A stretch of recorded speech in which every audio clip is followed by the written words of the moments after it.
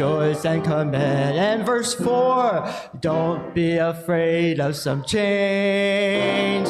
Don't be afraid of some change.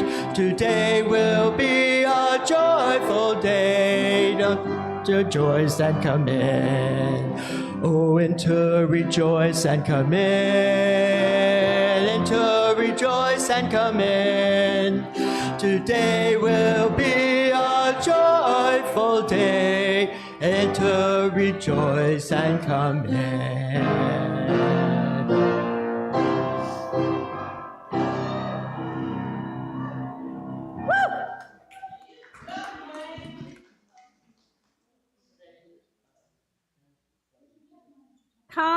Come, whoever you are welcome here. No matter your age, your size, the color of your eyes, your hair, your skin, you are welcome here. No matter how you came here, if you came alone or with others, you are welcome here. No matter who you love or how you speak, you are welcome here, or whatever your abilities. Whether you come with laughter in your heart or tears in your eyes, you are welcome here. If you come with an open mind, a loving heart, and willing hands, you are indeed welcome here.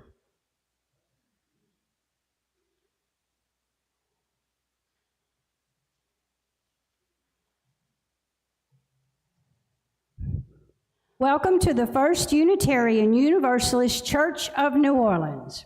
For almost 200 years, wherever we have gathered, this congregation has been a stalwart beacon of liberal faith, spiritual self-fulfillment, and intellectual growth, and ongoing commitment to making our community and our world a better place for all. I am Beverly Rainbolt. My pronouns are she, her, and y'all, and I am happy to be here this morning. If you are a visitor, we invite you to raise your hand so that we can greet you. Hey.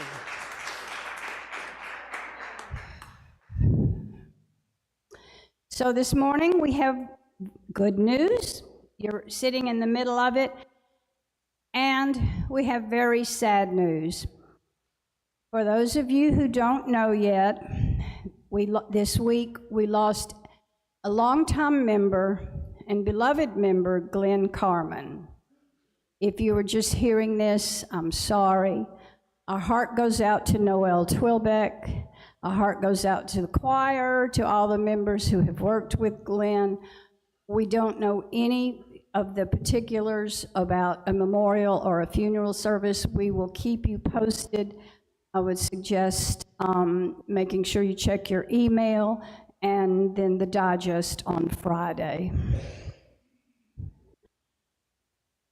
So with that saddening news, I will move on, and I just want you to take a second to look around you and say once again, we did it. And we are here together. I mean, look what you're sitting on. We knew all along that there was going to be a labyrinth here, and that was one of the reasons, not a major reason, but one of the reasons that we chose this place. We just thought it was going to be here a little sooner than this, but it's here, and it's been kind of fun watching people come in the door who didn't remember that we were going to have a labyrinth. So there is a joyity to the day. So if we could just, take a moment to go, deep breath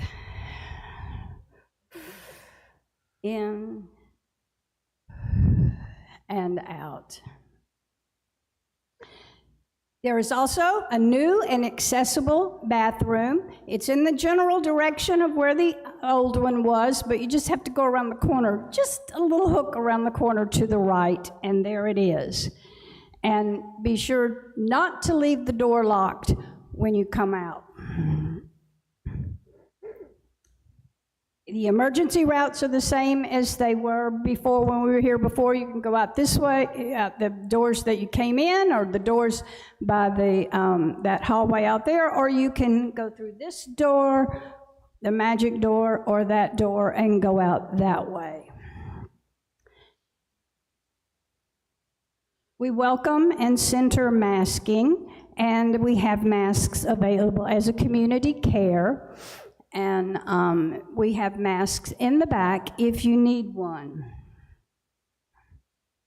We want you to hear all that is said and sung, so if we move away from the microphone or speak down or do whatever so that you can't hear, please wave at us or do this, and we'll adjust ourselves or the sound system. If you'd like activities, fidgets, or toys or things to help keep you present in the moment, we have what we call pew packs in the back. They are age identified, but you can be any age that you want to be this morning. Just be sure and put the pew pack back when you're through with it. As a lay-led, the time for all ages this morning, after the time for all ages this morning, any children that are present can follow the teachers to the kids' room, which is set up for play or lessons about our UU shared values. And if you have questions about religious exploration, you can ask somebody on the team. I see Michael's here. You can ask Michael. Okay? Michael Martin will answer your questions. As a lay-led congregation, we invite a variety of worship leaders from our congregation and the broader community to give the sermon and contribute to other parts of this service. This morning, our worship leader is new member, Cody Kyser. Cody and his family, yay! Cody and his family, Gabby and Louis, who just came in and are in the back getting their name tags on, joined just a couple of months ago. Cody is a mechanical engineer and a Navy veteran who grew up in Pensacola, Florida, and has lived in New Orleans for 10 years, where he organized his former workplace into the UAW, the United Auto Workers, and he continues labor, political, and spiritual advocacy as a member of the Democratic Socialists of America, New Orleans chapter. So yay, Cody. Welcome, Cody. At this time, Cody has agreed to read our chalice sliding, so if you will please rise in body and spirit and join us as in reading the words that you will find in your order of worship. And I think you know who Deanna Vandiver is. We light this chalice, symbol of our faith alive in this world, naming our vision of collective liberation and daring to remember each other into beloved community. Okay, please remain as you are and turn in your gray hymnal, right? Gray hymnal to number, lost my place. What, 109? All right, 109.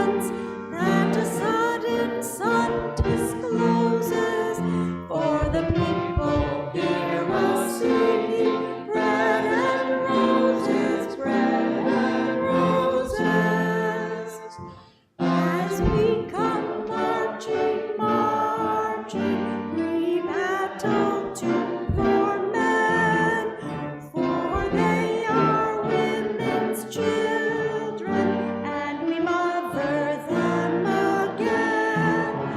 Our lives shall not be sweated from birth till life closes. Hearts starve as well as bodies. Give us bread, but give us roses. As we come marching, marching, unnumbered women dead go crying through our singing their ancient song of bread. Small art and love and beauty their drudging spirits know. Yes, it is bread we fight for, but we fight for roses too. As we come marching, marching, we bring the greater days. The rising of the women means the rising of the race. No more the drudge and idler, tend toil when one reposes, but a sharing of life's glories, bread and roses, bread and roses.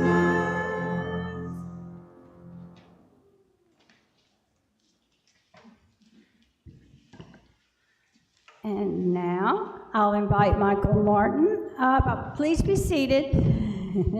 I'll invite Michael Martin up. Our circles, or carpet circles, are over here.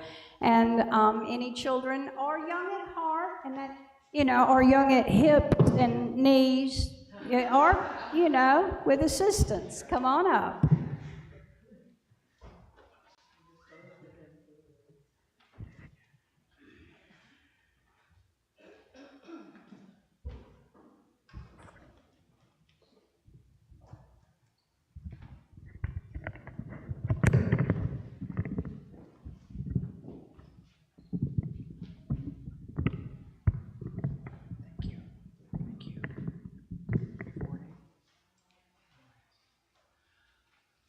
Good morning, everyone.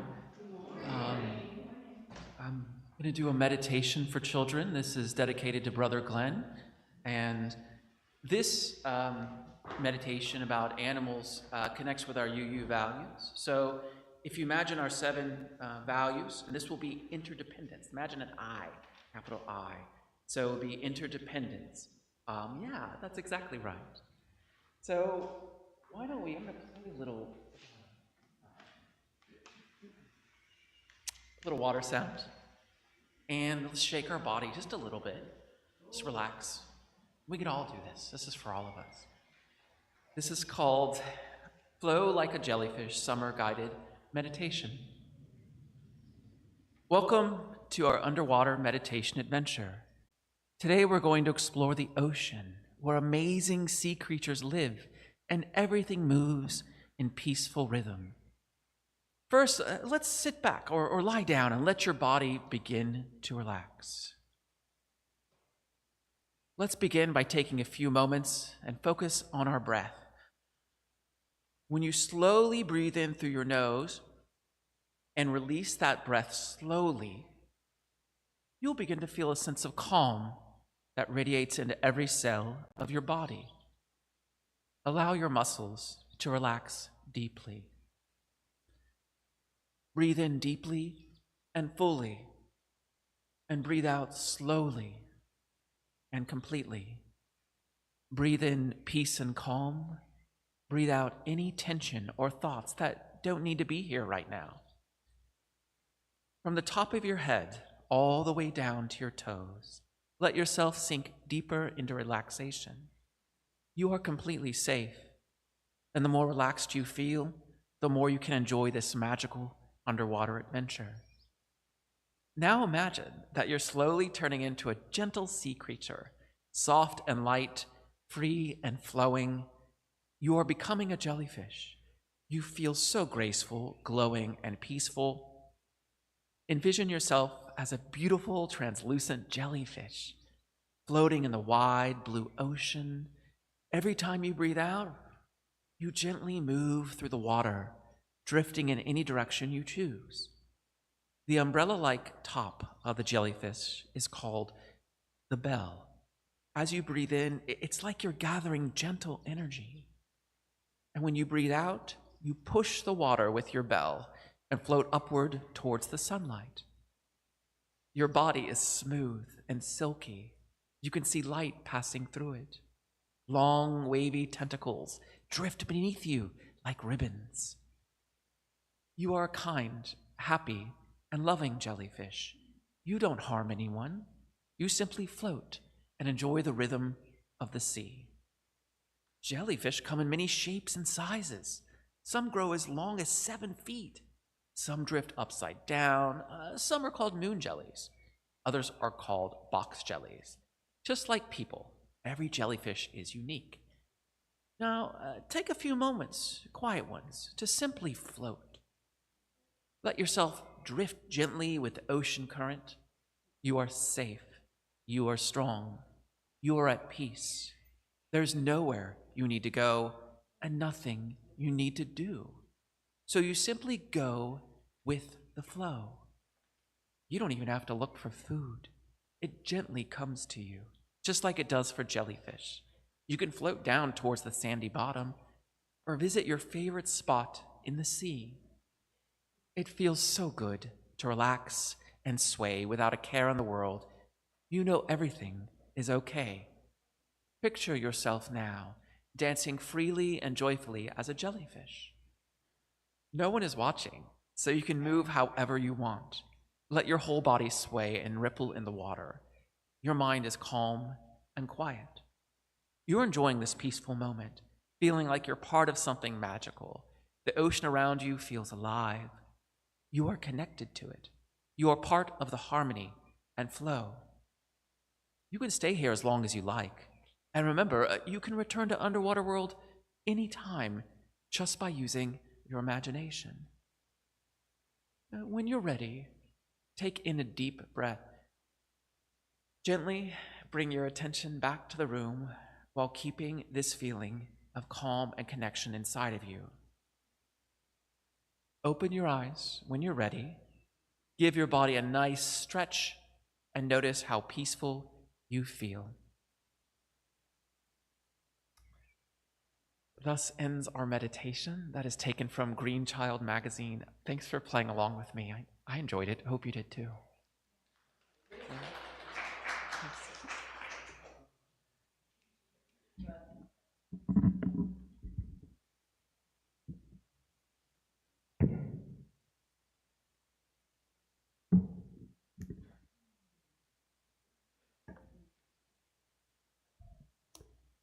As we settle in for prayer or meditation time, I'll encourage you to get grounded.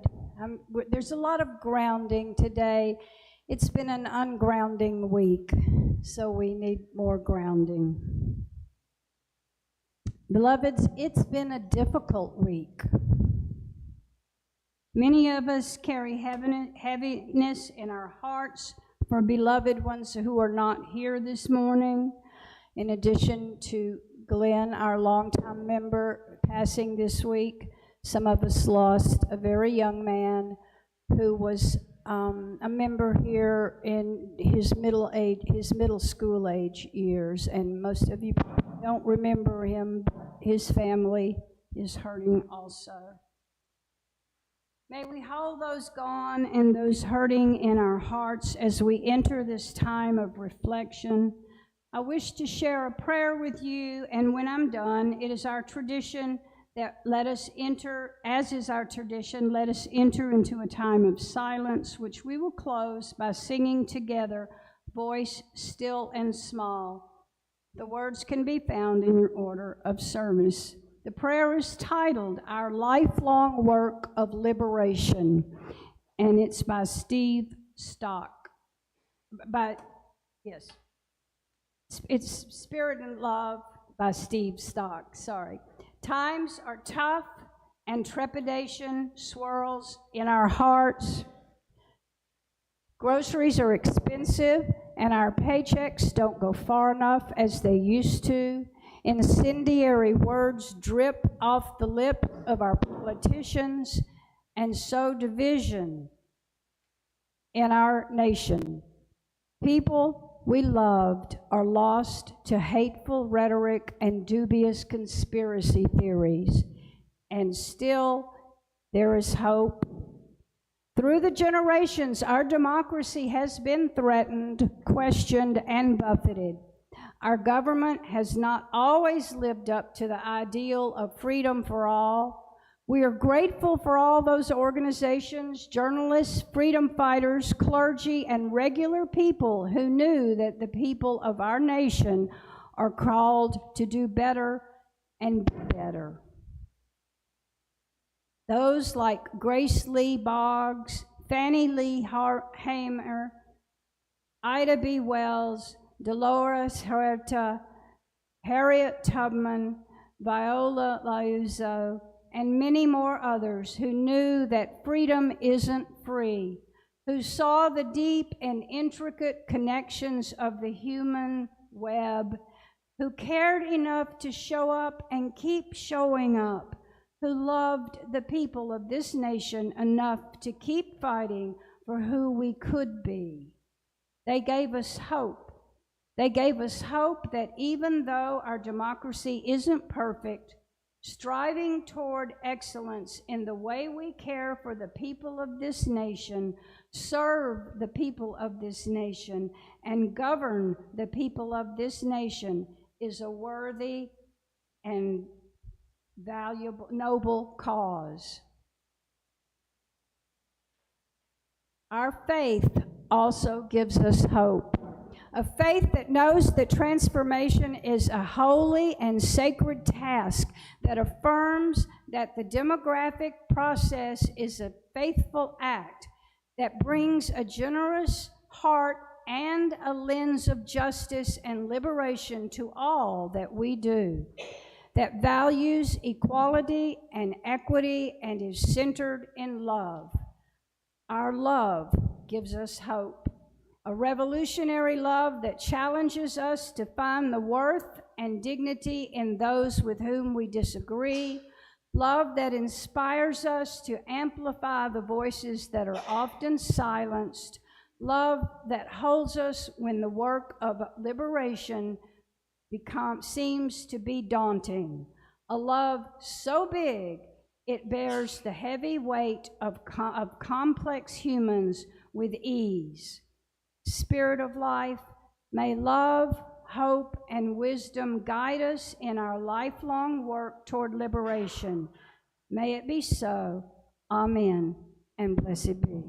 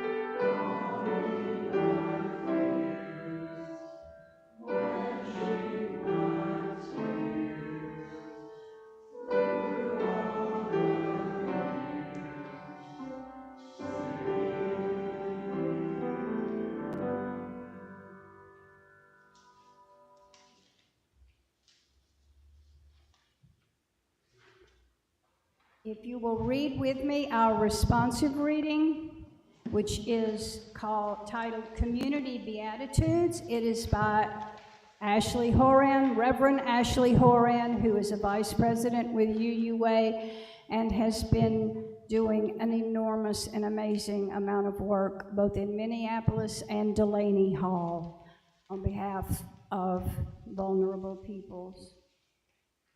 So, as usual, this is an affirmation that was written in Minneapolis in January of 2026.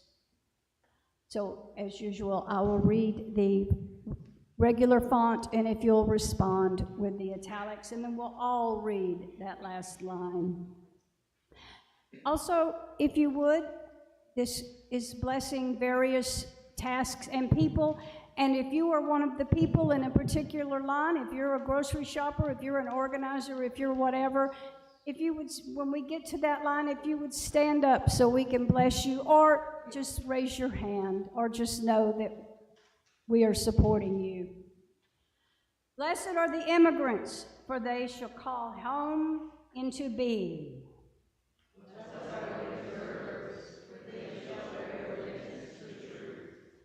Blessed are the song leaders, for they shall raise voices in hope. Blessed are the educators, for they shall shield children with care. Blessed are the students, for they shall be beacons of courage. Blessed are the artists, for they shall capture the beauty of our power and beauty. Blessed are the faith leaders, for they shall proclaim our morality. Blessed are our marshals, for they shall protect our paths toward freedom. Blessed are the independent journalists, for they shall shine light on reality. Blessed are the fundraisers, for they shall make miracles manifest. Blessed are the grocery shoppers, for they shall nourish our resistance. Blessed are the street medics, for they shall tend our holy flesh. Blessed are the body workers, for they shall bring grounding and balance. Blessed are the organizers, for they shall channel despair into action. Blessed are the block captains, for they shall weave neighbors into networks. Blessed are the movement veterans, for they shall share the wisdom of history. Blessed are the newly awakened, for they shall be welcomed with joy. Blessed are all who hunger and thirst for liberation, for we shall inherit the future. And now, I give you Cody. I share with you Cody.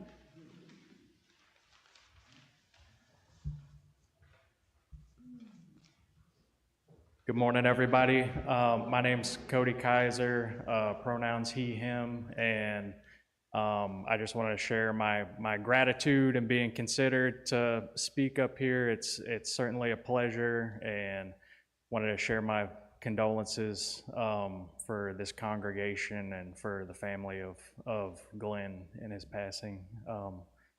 Thank you for having me.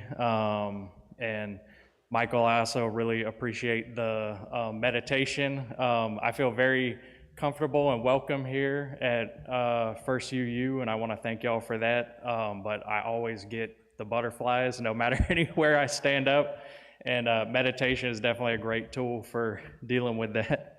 So I grew up near Pensacola, Florida, town called Milton, Florida. A bit removed from the beaches and kind of more in the woods, if you will. And I grew up in Southern Baptist churches. I had a lot of problems growing up with Southern Baptists. You know, there were, like in all things, there are elements of that, you know, that brought me comfort growing up. But there were a lot of contradictions, and I heard a lot of hate spoken about people, a lot of not a welcoming, at a minimum, I'll say not a welcoming presence to a lot of people. And today I like to speak about liberation theology in the Christian context. I'm an agnostic. Right now, I'm in Alcoholics Anonymous. That was kind of my spiritual path after I got out of the Navy in 2015. Did a lot of heavy drinking and soul searching, and one of the great things about the AA rooms is that they are radically welcoming, much like I've seen the spirit of this place. And I really AA kind of just opened the door to considering a faith-based or spiritual-based path that has allowed me, next month, God willing, I'll have 6 years of sobriety, and thank you. And all of the mental clarity and spiritual clarity that's allowed to basically restart my journey in life. And I have my wife, Gabby, to thank for that too. She stood strong with me during very dark times, and I'm very appreciative. So through AA, I've kind of, I guess for my spirituality, AA, I'll start with, is kind of an open book, in, that really got going in after the Great Depression, and a lot of soldiers returning from World War I, which in history we don't think of as too controversial, but at the time was very controversial. And a lot of people were either leaving faith or clinging to faith because they saw a lot of horrible things that industrial violence can do to people. And AA was very clever, I think, in that they said this is not just a Christian, even though this is the U.S. where it's founded, it's a very Christian place. Some people will say it's a Christian nation, and that's definitely, this, in my mind, this is a place open for everybody of all faiths and all political beliefs. And so early on, they were open up to basically writing their principles open to any spiritual tradition, and that's really something that I think saved my life, helped me into a path of health, and basically making my amends, which I do continuously and have to continue to do. So more recently, like I said, or like I was introduced, I was in the Navy from 2009 to 2015, and I was very removed from the spiritual life. All I knew is I wanted to get out of my town of Milton, Florida, and I served aboard submarines as an enlisted sailor, and I didn't think about religion or spiritualism a lot. I did a lot of reading and stuff, but it kind of left my life until I got involved with AA. But more recently, I've been doing readings on liberation theology. So I'll start with one of the chief theologians in that, who is Gustavo Gutierrez. He's a Peruvian theologian and a Franciscan priest. In 1971, he wrote A Theology of Liberation. And here's part of his writing. The liberation of our continent means more than overcoming economic, social, and political dependence. It means, in a deeper sense, to see the becoming of mankind as a process of the emancipation of man in history. It is to see man in search of a qualitatively different society in which he will be free from all servitude, in which he will be the artisan of his own destiny. When Gutierrez served in Chile, what he was saying was, like we still see in the U.S. and many countries today in different forms, extreme wealth inequality, extreme poverty, and everything that goes into that. democratically elected a socialist leader, Salvador Allende, and many wealthy elites backed a violent coup to get rid of Allende, and they placed Pinochet in charge. A lot of this at the time, this was happening during the kind of the evolving of the Friedman School, the Chicago School of Economics, where kind of in the end of the FDR, the Great New Deal, the New Deal reforms, a lot of economic elites were saying, well, how do we claw that back? Because we really don't like it, because we like our money and our power. And an author, some of you may know, Naomi Klein, wrote a lot about this, and she wrote specifically about New Orleans and South America and how all of these communities are impacted by the Friedman School. Here's what she had to say about the Friedman School. In one of his most influential essays, Friedman articulated contemporary capitalism's core tactical nostrum, what I have come to understand as the shock doctrine. He observed that only a crisis, actual or perceived, produces real change. When that crisis occurs, the actions taken depend on the ideas that are lying around. Some people stockpile canned goods and water in preparation for major disasters. Friedmanites stockpile free market ideas. And once a crisis has struck, the University of Chicago professor was convinced that it was crucial to act swiftly to impose rapid and irreversible change before the crisis-wrecked society slipped back into what he called the tyranny of the status quo, a variation on Machiavelli's advice that injury should be inflicted all at once. This is one of Friedman's most lasting legacies. Friedman first learned how to exploit a shock or crisis in the mid-70s when he advised the dictator, General Augusto Pinochet. Not only were Chileans in a state of shock after Pinochet's violent coup, but the country was also traumatized by hyperinflation. Friedman advised Pinochet to impose a rapid-fire transformation of the economy, tax cuts, free trade, privatized services, cuts to social spending, and deregulation. Much like we've seen over the last 50 years in the U.S., and only now here in the U.S., things, actually I should never say only now has it become violent, because it's always been violent in some form to some group of people, and that's the politics that they want us to be divided over, because they don't want us to consider the gifts of God to be used and held in our own way in a democratic process.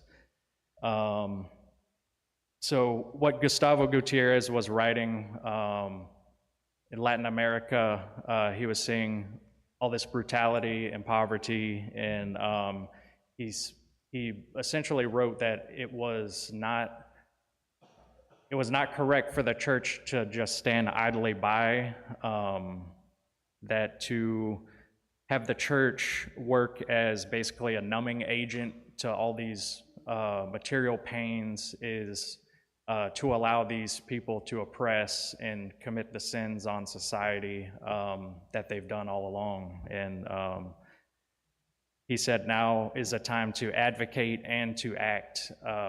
And I know we did a reading from a Minnesota organizer, and I remember when I believe it was a bishop who was telling the Minnesota priests to basically write their last wills and testament and be prepared to put their bodies before the police and ICE agents to protect protesters and to protect immigrants. And that was a moment, January 2026, that really, I started to see the religious communities rise up in a way I just haven't seen in my time since I've been alive in the U.S.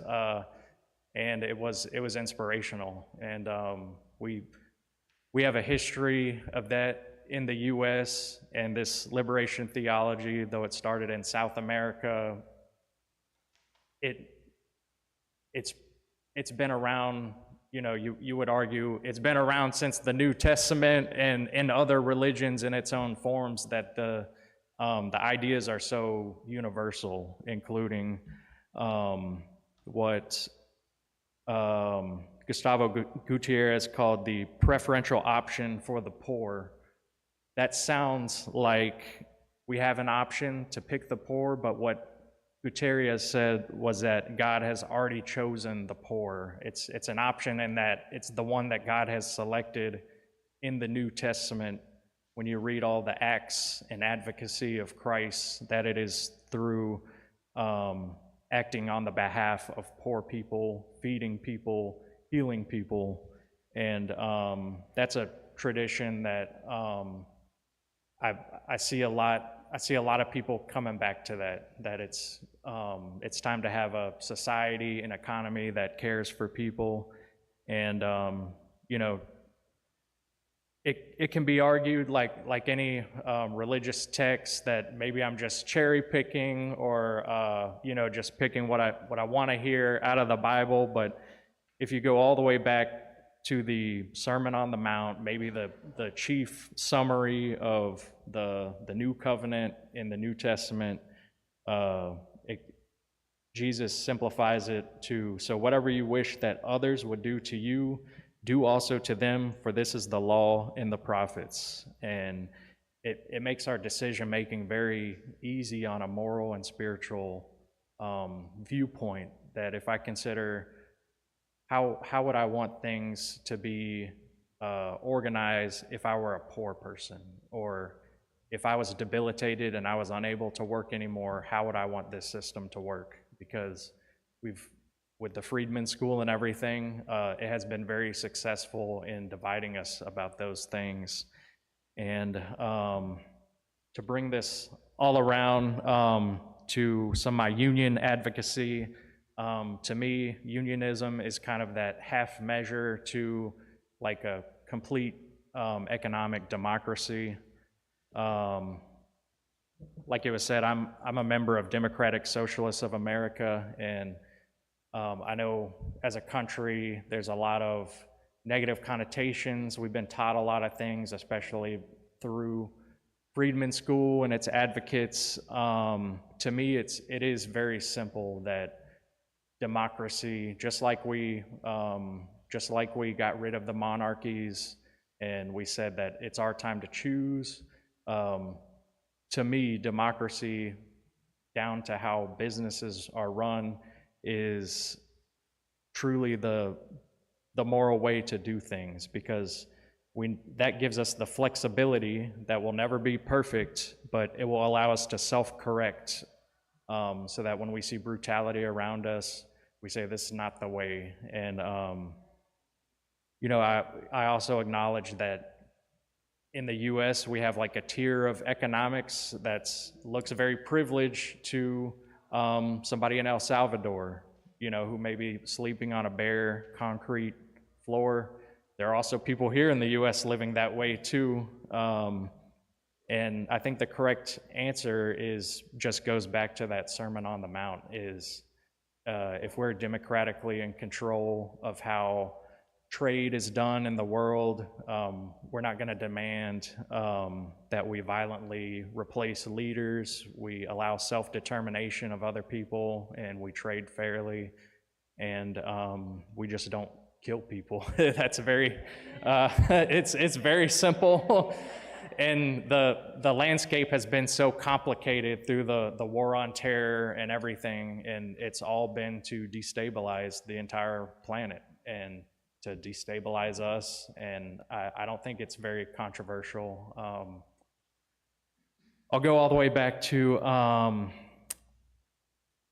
something that St. Ambrose said. I'm truly a lay leader in that I'm learning a lot of this stuff in real time, and I'm just talking about what I feel motivated about.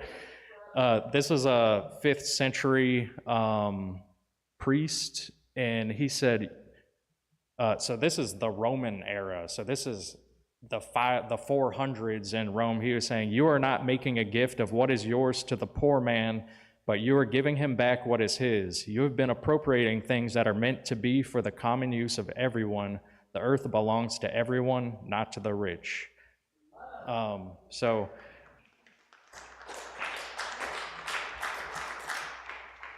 going back to the union thing, what really motivated me to unionize my workplace, I already worked alongside UAW trades workers, and I said, to be part of this democracy, I need my Office of Engineers to be there too in the union, and unanimously signed cards, fought a long negotiation, and they now have a contract over at the Michoud Assembly Facility, the facility workers over there, and I've since moved on. I work for the levy board now, and they have their own struggles there, so I always have my eyes and ears open to those things. To me, also going back to Minnesota, why this labor struggle is so important.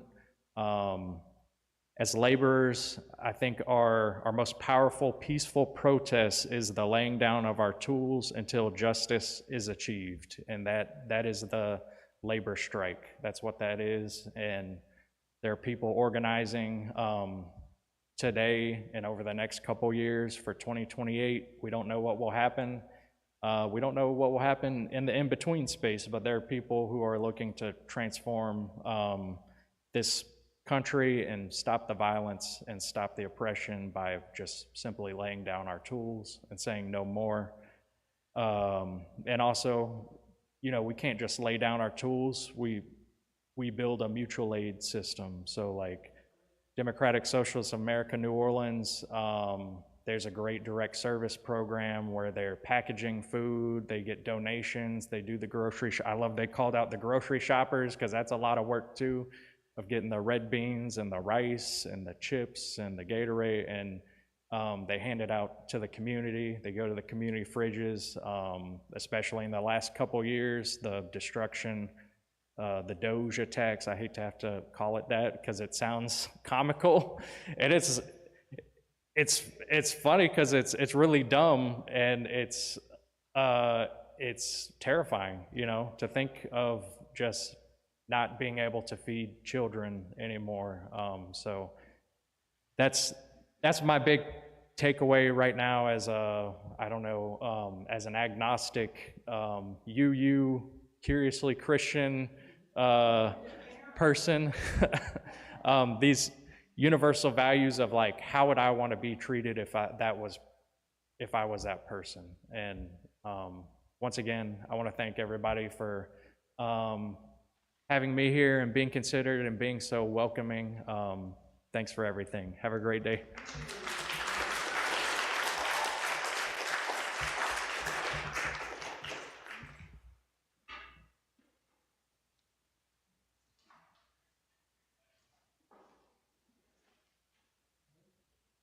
Thank you, Cody. As you use, generosity is one of our shared values. As you use, we can covenant to cultivate a spirit of gratitude and hope. We understand that generosity is a spiritual practice that connects us to one another in relationships of independence and mutuality. That means we welcome you no matter your financial status. We invite you now to practice giving by placing an offering in the collection plate or by using the information on the back of your order of worship, the QR code that's not there. Okay. Whoops. But someone can show you the QR code and you can donate digitally. And joining us for services which we'll tell you about afterwards. I have to give a little background on the last 3 songs we're singing. For the postlude, you're invited to join me. The words are in the hymnal from Les Miserables, Do You Hear the People Sing?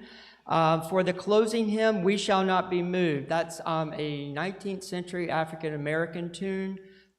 In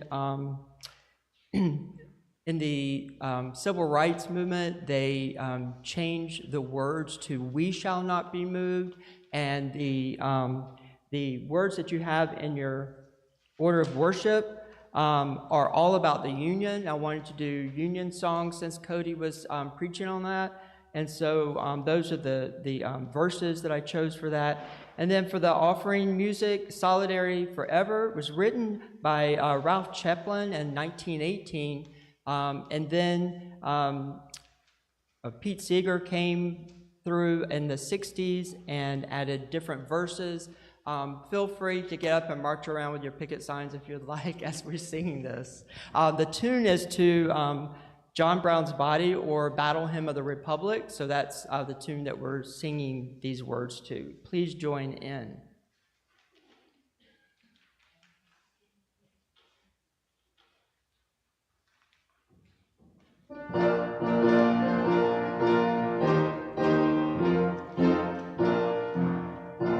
It is we who plowed the prairies, built the cities where they trade, dug the mines and built the workshops, endless miles of railroad laid. Now we stand outcast and starving midst the wonders we have made, but the union makes us strong. Solidarity forever, solidarity forever. Solidarity forever, for the union makes us strong. Through our sisters and our brothers, we can make our union strong. For respect and equal value we have done without too long. We no longer have to tolerate injustices and wrongs, for the union makes us strong. Solidarity forever, solidarity forever, solidarity forever, for the union makes us strong. They divide us by our color, they divide us by our tongue, they divide us men and women, they divide us old and young, but they'll tremble at our voices when they hear the verses sung, for the union makes us strong. Solidarity forever, solidarity forever, solidarity forever, for the union makes us strong.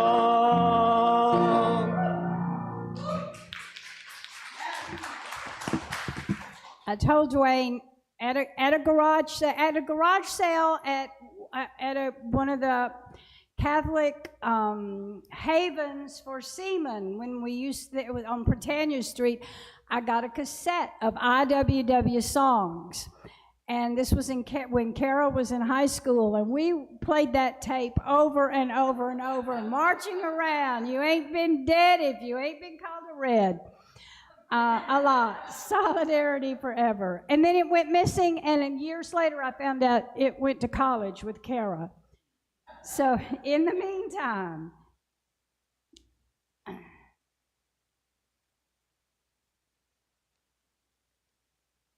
gifts to our community of faith are gratefully received. Let us acknowledge these gifts by reading together the words in your order of service. This gift from the abundance of my life blesses me, our ministries, and the world. And I promised you we would offer you ways to serve and ways to stewardship this church. The main thing is read your digest, but this week is going to be busy. Starting tonight, well, really, this afternoon, 5 o'clock this afternoon, we have a congregational meeting, the third quarter congregational meeting, and the board is trying something a little bit different this time. We're going to do it on Zoom, and so we're going to introduce the vision and mission that we've all been working on for so long, and vote on it. So we need a quorum to vote, so I encourage you to be there. You can bring your supper with you or your Diet Coke or whatever and hear the vision and mission, and then get reports on from the various teams. So that's tonight at 5 o'clock, and the link will be sent to you. So check your email. Tuesday night, there's a board of directors meeting. That'll be on Zoom. If you want to attend on Zoom, you can ask Amy or Margot for that link. Wednesday, we have the Caring Circle has been concerned because we've been so discombobulated. Can I hear it? Yeah. We've been so discombobulated that they thought it would be a great idea for us to be able to get together, not to vote on anything, not to look at financial reports, not to have an agenda, just to be together for about an hour or an hour and a half. So we're having we're going to do this monthly. So we're having the first fourth Wednesday fellowship Zoom. That link is in your digest, and I hope you can, again, bring your Diet Coke or your cookies or whatever. Linda, you... I just want to point out that this was nobody can hear you, Linda. Maggie Mackay's idea to have this fellowship hour on Zoom. So Thank you, Maggie. Okay, so in case you didn't hear that, that's Maggie Mackay. This was Maggie Mackay's idea. So all of you come and support Maggie's idea. And then on Wednesday, the Religious Exploration team is having just their regular meeting, and they're pretty busy because registration is now open for OWL. And y'all know what OWL is, Our Whole Lives, and that is teaching the sexuality of humans throughout life. And that's a UUA and a UCC, United Church of Christ program, which is absolutely wonderful. And this term, it's going to be for kindergarten and first grade. Isn't that cute? So if you know anybody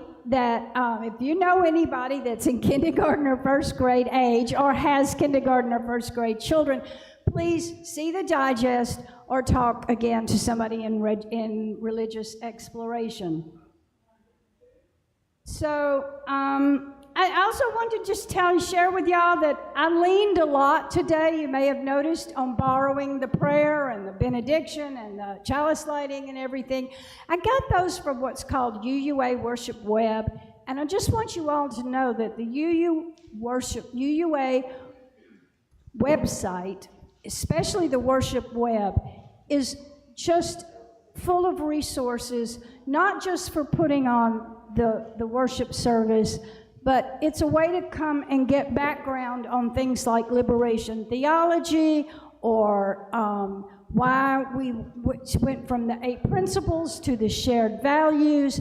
It really is better than doom scrolling on social media, and you can learn a lot, and there's solace in there also.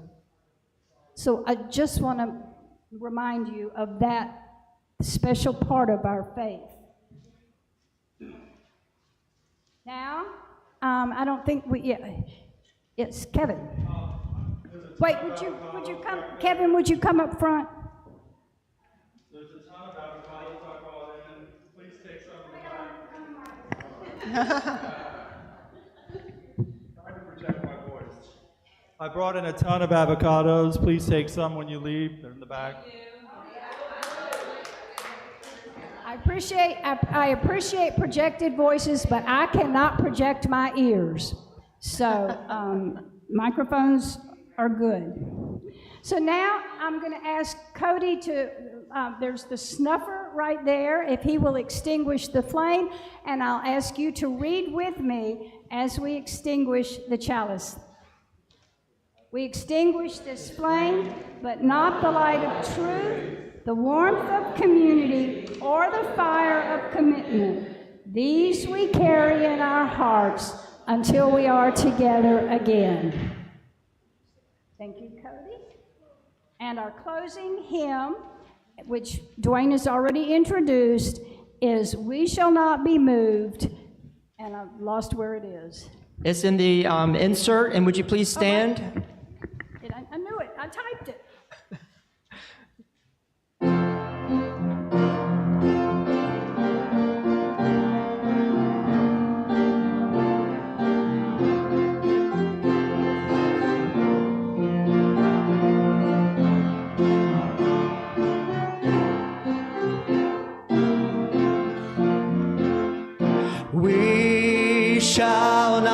We shall not be moved. We shall not be moved. Just like a tree that's planted by the water, we shall not be moved.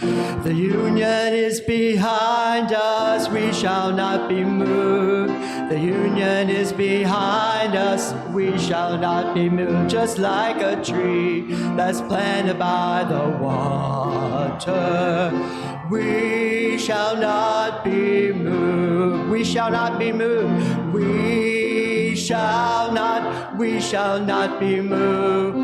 We shall not be moved. Just like a tree that's planted by the waters, we shall not be moved. United in our union, we shall not be moved. United in our union, we shall not be moved. Just like a tree that's planted by the water, we shall not be moved. We shall not be moved. We shall not be moved. Just like a tree that's planted by the water, we shall not be moved. We're fighting for our children, we shall not be moved. We're fighting for our children, we shall not be moved. Just like a tree that's planted by the water, we shall not be moved. We shall not be moved. We shall not be moved. Just like a tree that's planted by the water, we shall not be moved. One more time. We shall not be moved. We shall not be moved. Just like a tree that's planted by the water. Oh, we shall not be moved.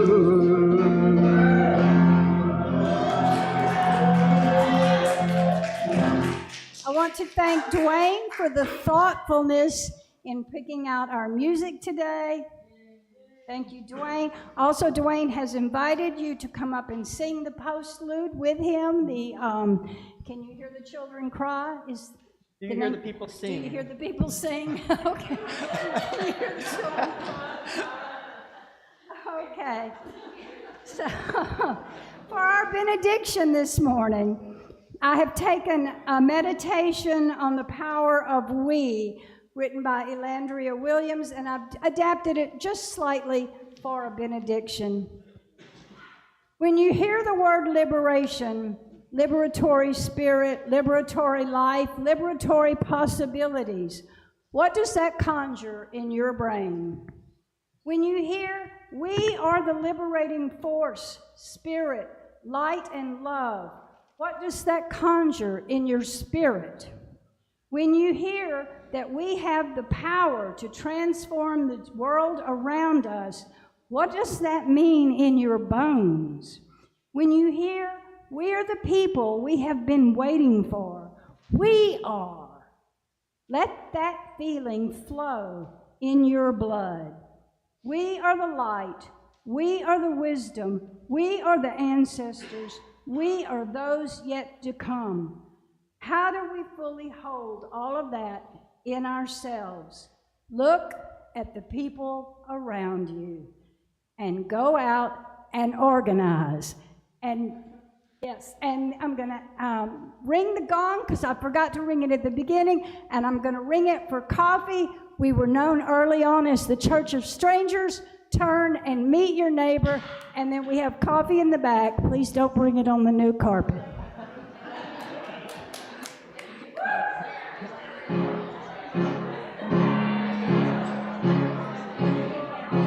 Do you hear the people singing the songs of angry men? It is the music of the people who will not be slaves again. When the beating of your heart echoes the beating of your drum.